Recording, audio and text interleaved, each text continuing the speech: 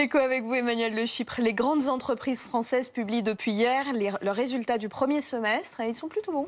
Oui, globalement, s'il fallait trouver une appréciation globale, on dirait bonne résistance avec la plupart des groupes qui gagnent encore de l'argent ou en perdent peu, malgré, il faut le rappeler, la chute la plus spectaculaire de l'activité qu'on ait jamais connue en temps de paix, moins 15 à moins 20% d'activité globalement sur le premier semestre. Un groupe comme Kering, par exemple, c'est les marques Gucci, Saint-Laurent, ils divisent par 3 quasiment son bénéfice sur un an, mais il reste dans le vert. On peut dire la même chose de Schneider qui réduit son bénéfice de 20%, mais qui continue à gagner de l'argent. Carrefour fait même plus de bénéfices qu'il y a un an, et tout va bien pour Sanofi et Capgemini par exemple. Et ça s'explique comment cette résistance pour ces entreprises-là? Eh bien, d'abord parce qu'à la différence de la crise de 2008 qui avait vraiment frappé uniformément tous les secteurs, cette crise elle fait vraiment des gagnants et des perdants. Le BCG qui a regardé sur les 20 grands secteurs de l'économie mondiale nous dit il y a 10 ans, tous les secteurs étaient en forte baisse. Là, on a 5 secteurs qui sont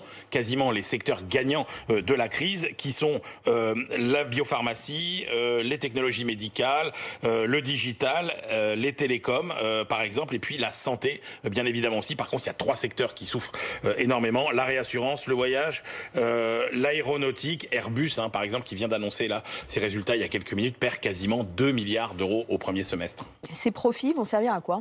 Alors, ces profits, traditionnellement, ils servent d'un côté à rémunérer les actionnaires et de l'autre côté à financer les investissements. Là, on voit très clairement que sur la rémunération des actionnaires, donc les dividendes, l'heure est à la modération. La Banque Centrale Européenne a dit, par exemple, aux banques de ne pas verser de dividendes cette année.